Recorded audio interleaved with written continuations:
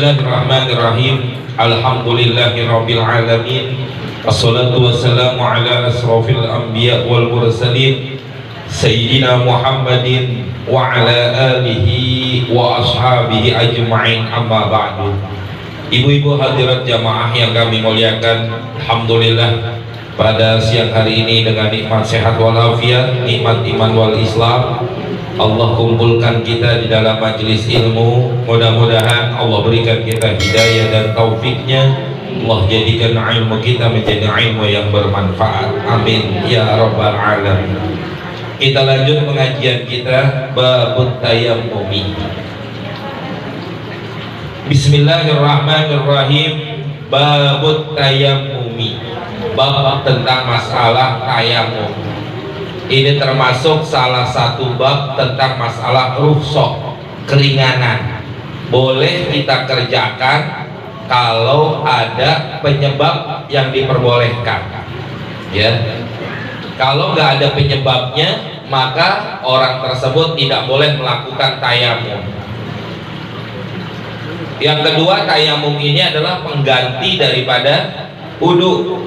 Ya, tayamum ini pengganti daripada wudu. Manakala orang itu tidak boleh menggunakan air atau dengan sebab-sebab yang akan disebutkan nanti di bawah, maka orang tersebut boleh melakukan penggantian wudu dengan cara tayamum. Bagaimana caranya tayamum? Nanti kita bahas di pertemuan di belakangnya, nanti ketemu semua. Sekarang kita baca dulu. Ya tayammamul muhditsu, dan melakukan tayamum al muhdisu, orang yang hadas, wa junubu, dan juga orang yang junub. Kalau dikatakan muhdis berarti hadas kecil, ya, orang berarti yang nggak punya wudu. Kalau wal junub berarti orang yang punya hadas besar. Jadi boleh orang melakukan tayamum, bukan hanya orang yang berwudu doang, tapi buat orang yang dalam keadaan junub pun, yang tidak memungkinkan buat dia terkena air, maka orang tersebut boleh diganti mandinya dengan cara tayamum.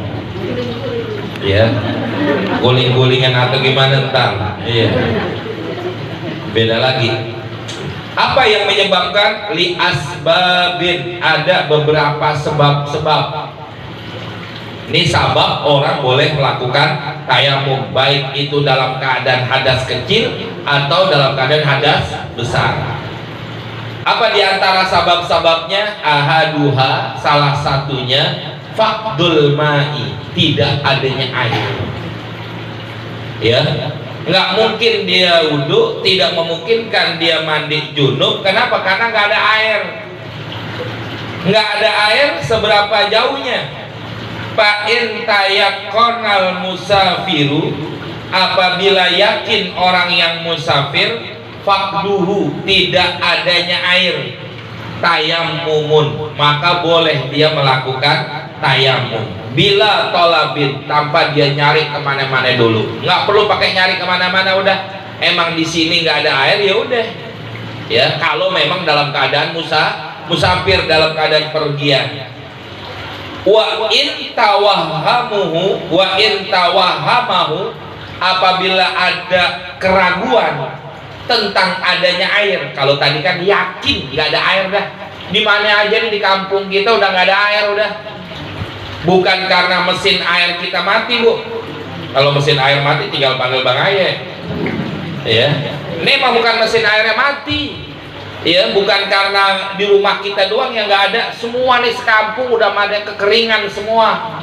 Ya, kalau dia yakin tidak adanya air, maka nggak perlu nyari lagi, udah langsung aja tayamum. Tapi sebaliknya, wa in tawahhamahu, apabila dia ragukan tidak adanya air, kayaknya di sono ada, di rumah kita nggak ada, umpama nih Bu, di sono ada, kan ragu tentang tidak adanya di sono. Bagaimana? Tolabahu, cari ke sono dulu. Ya, jangan mentang-mentang kagak ada air di rumahnya, di rumah tetangganya masih ada, dia nggak mau minta, dia nggak mau malu. buat datang ke rumah tetangganya atau saudaranya yang punya air. Kayak begitu nggak boleh tayamum, tetap wajib wudu. Ya. Tapi kalau diragukan adanya air di sana, tolabau wajib cari dulu. Nggak boleh enggak, cari ke sono, minta min rohlihi dari perjalanannya. Ya, artinya apa? Nyari jalan dah kemana nih adanya air. Oh, di tetangga kita yang paling dekat nggak ada, tetangga yang jauh ada nggak? Di sonoan dikit ada apa enggak? Cari dah tuh. Kalau memang diragukan bahwa ketidakada airan secara menyeluruh. Itu dulu kalau di daerah kita ya mungkin masih bisa kita cari kemana-mana Bu ya. Wa rafaqatihi ya, dan juga ke teman-temannya ya. Wa nazara hawalihi, dan dia melihat di sekitar tempat tinggal dia ada nggak yang punya air ya. In kana mustawifani ihtaja ila taraddudi, apabila ya keduanya itu rata membutuhkan ila taraddudi untuk bolak-balik, taroddada, dia perlu bolak-balik. Kayak siapa ibunya Nabi Ismail, Siti Hajar tuh bolak-balik dari Bukit Sofa ke Bukit Para sampai 7 kali kan bolak-balik. Nah orang lagi mau nyari air begitu juga, jalan ke sono kagak ada. Oh kelewatan kali, balik lagi. Boleh taruddud, bolak-balik begitu kalau memang diperlukan. Odronaldorohu, sekedar buat ngelihat apakah ada air nggak di sono. Perlu tuh kita cari, jangan nggak aja. Ya, jadi kagak ada air di rumah kita belum tentu diperbolehkannya tayamum. Kenapa? Karena kita masih bisa mencari ke tempat yang lainnya. Fa illam yajid, apabila dia nggak temuin lagi dah sampai jalan sono jauh nggak temuin lagi, tayamum berapa rumah? Ya, kalau udah dicari. Kalau nggak pakai dicari, di sono masih ada, tapi kita nggak mau nyari, kagak sah wudunya, tayamumnya kagak sah. Kenapa? Karena tidak memenuhi daripada syarat tidak diperbolehkannya buat tayamum. Begitu. Kalau di kita jarang nih Bu, susah. Ya biasanya orang yang tinggal di tempat yang jauh dari tempat air. Di kita aja yang dulu pernah tuh ya 7 bulan sampai 6 bulan tuh kagak hujan-hujan.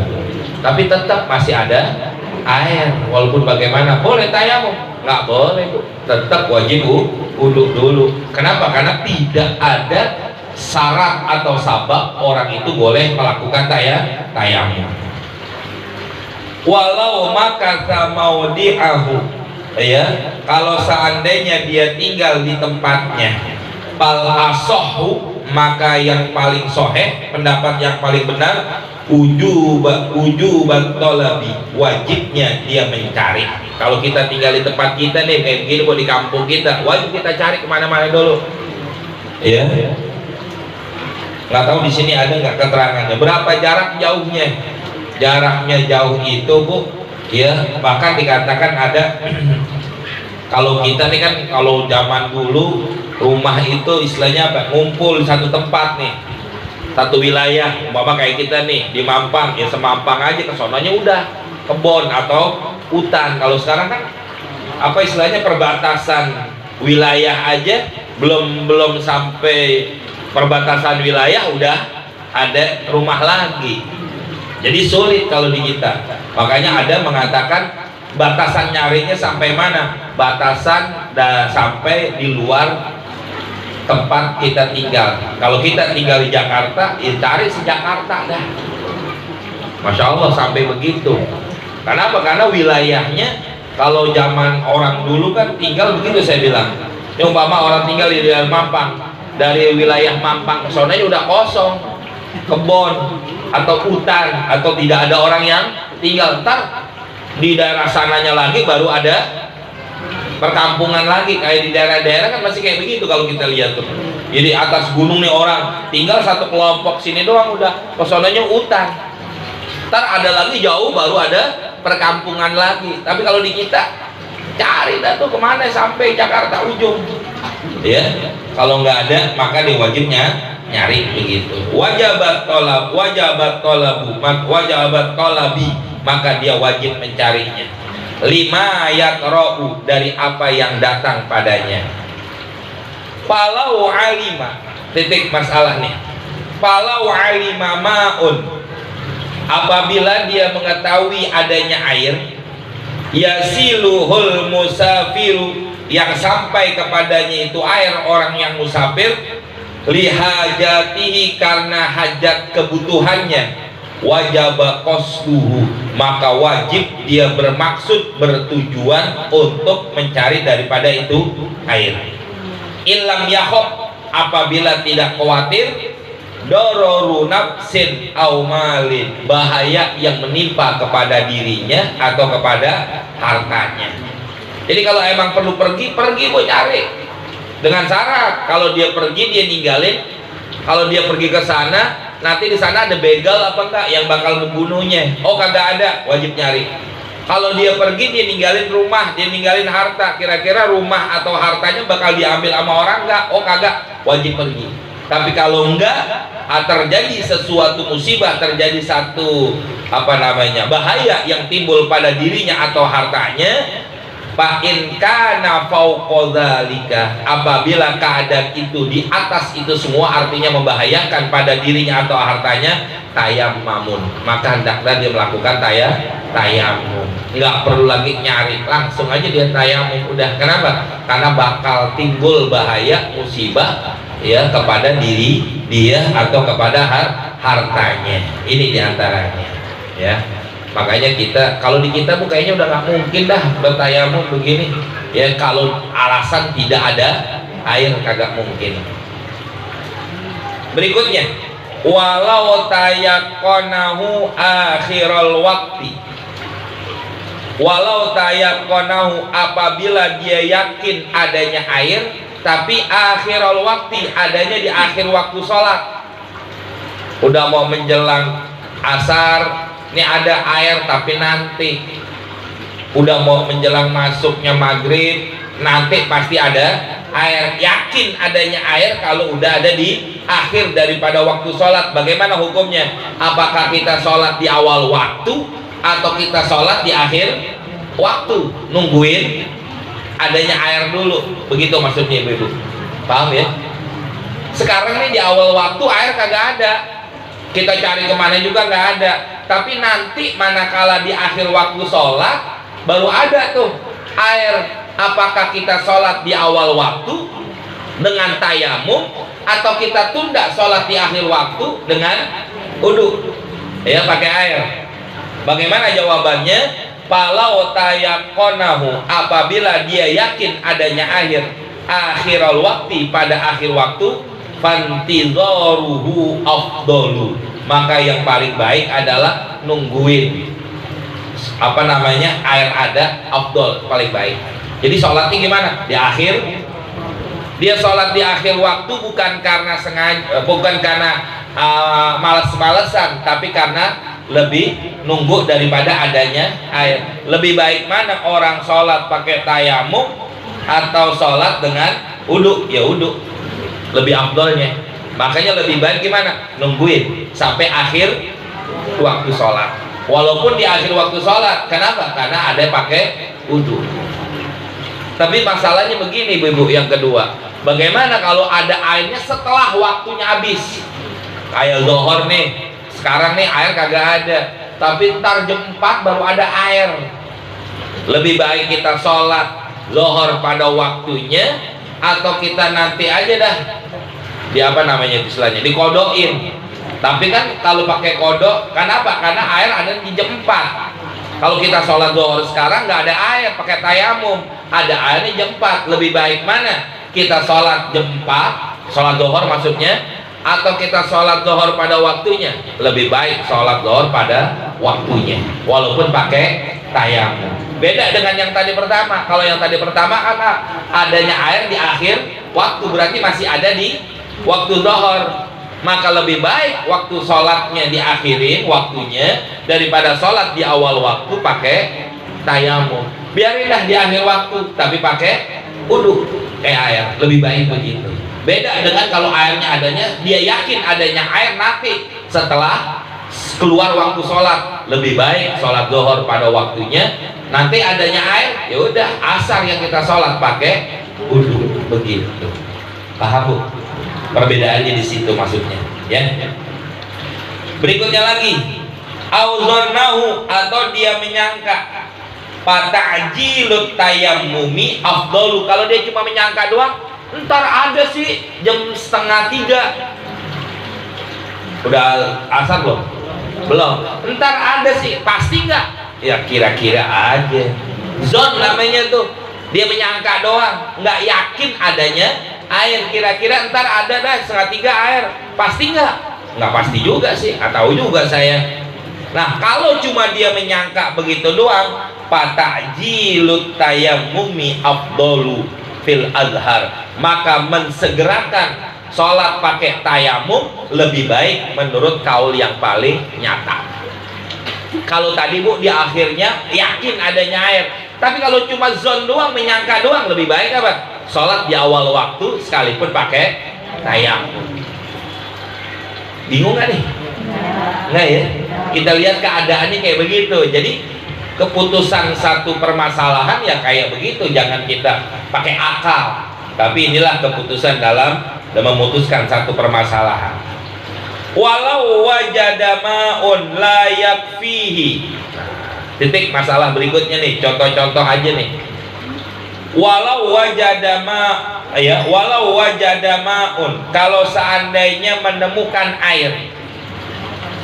Yang enak bayi jangan ma'un, ma'an aja. Walau wajada ma'an, kalau seandainya seseorang menemukan air, tapi la yakfihi, nggak cukup buat wudu, nggak cukup. Ya, airnya dikit banget. Bagaimana caranya nih? Kalau dalam keadaan demikian, fal azharu, maka pendapat yang paling zahir, yang paling nyata, wujubu istimalihi, maka wajib menggunakan itu air sekalipun kagak cukup. Kenapa? Karena masih memungkinkan buat dia wudu. Makanya begini Ibu, yang dulu pernah kita bahas, ya. Kalau kita belajar fikih kayak begini Bu, orang wudu cuma segelas aja tuh Bu, segelas kecil, gelas aqua aja, cukup apa enggak? Bisa cukup.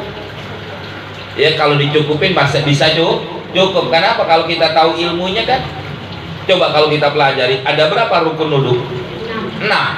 Pertama, niat. Udah gunain air belum? Belum. Yang kedua, membasuh muka, baru di situ gunain air. Ya, membasuh muka. Kedua, 3, membasuh tangan sampai kedua sikut. Keempat, mengusap rambut, sebagian rambut kepala. Kelima, membasuh kaki sampai kedua mata. Keenam, tertib. Cuma 4 anggota wudhu: muka, tangan, rambut, kaki. Air segelas cukup. Nah bagaimana cukupnya? Kalau wudhu itu kan 3 kali 3 kali itu hukumnya sunnah. Kalau sekali rata, cukup. Kita basuh muka nih, rata sekali, cukup udah. Basuh tangan sekali basuhan rata, cukup. Maka dibilang, apakah air segelas kecil itu cukup buat wudhu? Cukup. Makanya di sini dikatakan kalau seandainya ada orang menemukan air kayaknya nggak cukup buat wudhu, menurut pendapat yang zahir, yang nyata, yang jelas, wajib dia menggunakan daripada air tersebut. Gunain air dulu. Jangan ya segini doang kagak cukup. Ya, kecuali orangnya gede. Ya, orangnya kalau sama orang kecil cukup segitu. Cuma kadang-kadang orang kecil minumnya banyak juga. Ya,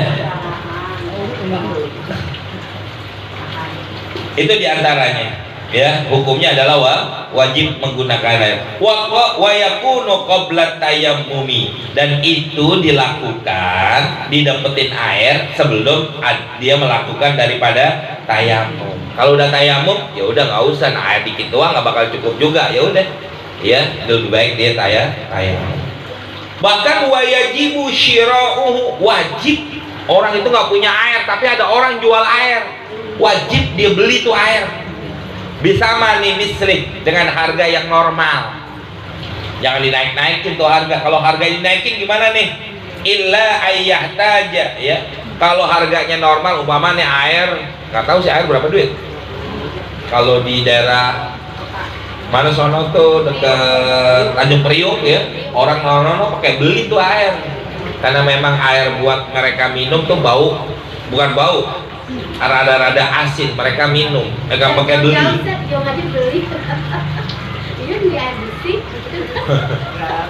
Jauh banget contohnya. Emang di sini pakai air kan bagus airnya. Oh, air isi ulang 1 galon berapa itu? 6.000. Beli itu 6.000 kalau pasarannya 6.000. Tapi ada orang jual berapa umpama 2 kali harga, 12.000 atau bahkan 20.000 1 galon. Apakah kita beli tuh air? Nggak perlu. Wudu aja tayamum. Tapi kalau memang harganya air itu normal, di rumah kita nggak punya air, wajib beli buat wudu. Ya, buat wudu atau buat mandi junub begitu, wajib. Ilah kecuali bagaimana saya punya duit, harganya memang harga normal, tapi saya punya duit, illa ayahtaja ilaihi lidainin mustagrikin, kecuali kalau dia butuh itu duit, lidainin untuk membayar utang, mustagrikin yang udah jatuh tempo. Harganya memang harga 6.000 tuh segalon, tapi saya perlu buat bayar utang. Gimana nih? Lebih baik tayamum atau beli air atau buat bayar utang nih duit, bayar utang yang wajib. Wudunya nggak usah wudu, tayamum. Kenapa? Karena bayar utang hukumnya wajib, dan itu adanya hakul adami, hak sesama manusia yang nggak dibayar di dunia bakal ditagih di akhirat nanti, kan begitu. Kalau seandainya alasan ini au mu'nati safarihi, atau biaya buat bepergiannya. Kalau dia beli air, biaya duit, biaya bekalnya habis, ya udah nggak usah, tayamum aja, duitnya buat bekal dalam perjalanan. Au nafaqati hayawanin muhtaramin, atau buat memberikan nafkah kepada hayawanin muhtaramin. Hayawanin muhtaramin itu ada 6 Ibu. Yang termasuk hayawanin muhtaram, yang tidak termasuk hewan muhtaram, maksudnya begitu. Hayawan itu bukan binatang doang. Nanti kalau kita belajar ilmu mantik, yang dikatakan hewan itu ada 2. Ada hewanun natik, ada hewanun ghairu natik. Ada binatang yang bisa berbicara, ada binatang yang tidak bisa berbicara. Kalau kita belajar ilmu mantik nanti ketemu tuh pelajaran kayak begitu. Nah, di sini dikatakan kita perlu biaya buat hayawanun muhtaram, binatang yang tidak atau hewan yang tidak dimuliakan oleh Allah ada 6. Pertama, tarikus sholah, orang yang meninggalkan sholat, itu ghairu muhtaram. Ya, 1, tarikus sholah, orang yang meninggalkan sholat. Makanya begini Ibu, kalau kita punya air segelas, ada orang yang suka ninggalin sholat, mau mati kehausan, lebih baik mana? Ini air buat kita wudhu atau buat kasih dia minum? Buat wudhu, biar ini mati. Itu orang yang meninggalin sholat, karena ghairu muhtaram, tidak dimuliakan oleh Allah. Saking hinanya orang yang suka ninggalin sholat kayak begitu Ibu. Itu 1. Yang kedua, siapa? Zina muhsan, orang yang suka orang yang udah nikah tapi melakukan perbuatan zina. 2. Yang ketiga adalah kafir harbi, orang kafir yang suka memusuhi umat Islam. Itu kayak Emmanuel Macron, jelekin Nabi, kan begitu Bu ya. Makaroni, enak kalau makaroni. Makaroni. Itu yang ketiga. Yang keempat, murtad, orang murtad, orang yang keluar dari agama Islam. 4. Yang kelima adalah babi. Yang keenam, anjing. Itu termasuk hayawanun ghairu muhtaram, hewan yang tidak dimuliakan oleh Allah. Kita punya air cuma segelas. Ini binat yang tadi 6 orang yang tadi itu, makhluk yang tadi 6 pengen mati kehausan, lebih baik kita buat wudhu. Ini air walaupun segelas. Tapi ada kambing pengen mati kehausan, kita punya air segelas, lebih baik kita tayamum, ini air buat kambing. Kambing begitu. Kenapa? Karena tidak termasuk hewan yang tidak dimuliakan. Makanya di sini dikatakan, bagaimana kalau kita punya duit tapi kita perlu nafkah hayawanin muhtaram, hewan yang perlu dimuliakan. Udah, lebih baik kita tayamum, duitnya nggak usah beli air buat ngasih nafkah, itu lebih baik ya. Walau wahaba ma'un jam 2 cukup deh. Bagaimana kalau ada orang menghibahkan, ngasih air, nggak pakai beli, ngasih. Wallahu a'lam bishawab. Cukup ya, sampai sini dulu. Kasih terusnya panjang lagi kan? Panjang kan? Oh, sebaris lagi. Walau wahaba lahu ma'un, kalau seandainya ada yang menghibahkan kepadanya air, ada yang ngasih air, au u'iru dalwan, atau orang minjemin apa tuh dalwan, ember ya, atau ada orang meminjamkan ember, wajabal qabulu fil asok, wajib kita terima. Orangnya sedekah sama air ya wajib kita terima buat wudu. Walau wahaba samanuhu, kalau ada orang menghibahkan harganya air, ya saya nggak punya air, gimana nih, gua kasih duit buat beli air, bagaimana hukumnya nih ya. Walau wahaba samanuhu, kalau seandainya ada orang menghibahkan harganya daripada air pala, maka di situ nggak boleh kita terima. Takutnya begini Bu, nanti kalau kita terima tuh duit hibahnya, kalau kita punya utang bukan buat beli air tapi buat bayar utang, jadi paham nggak maksudnya ya.